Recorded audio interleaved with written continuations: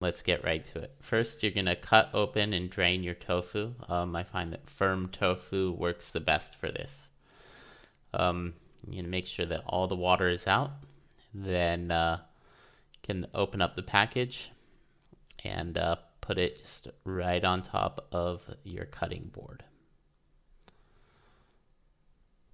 You want to make sure that you don't accidentally break parts of it. Okay, now what I've got here are some cloths. You're going to want to put these on a plate. You can use paper towels too, but I use these cloths because they're reusable and they're just as cheap as paper towels. But so you open them up and put your cloths on your plate. And you'll probably want 2 on the bottom, and you'll want to save 1 for the top.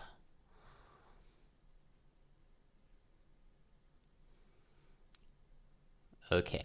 Now that you've got your cloth ready, you're going to take your tofu, and after you've cut it,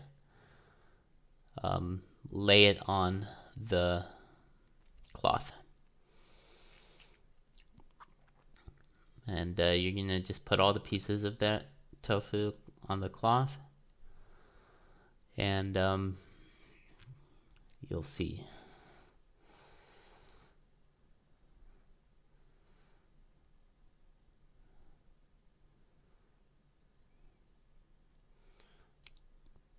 You want to make sure that every spot underneath the tofu is solid.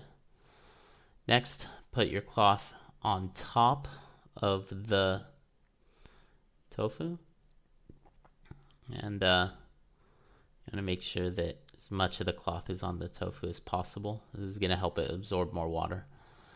Next, you're going to want to put something weighted on top so that helps push out the water. So I use a bowl, and then I take another bowl and fill that second bowl with water.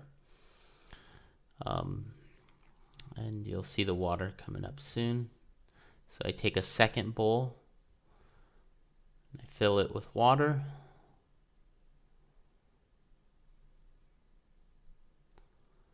And that's just for weight. You could use a book. You could use, anything really, as long as it's heavy. Basically, you want it to be able to push down on the tofu. You don't want to use anything that's like heavy but small, because that'll just hit on one spot. Let it sit for 20 minutes while it pushes out the water, and then you'll find that your tofu's dry. Got some flour there. If you want gluten-free, you could use potato starch or cornstarch. I've got some oil.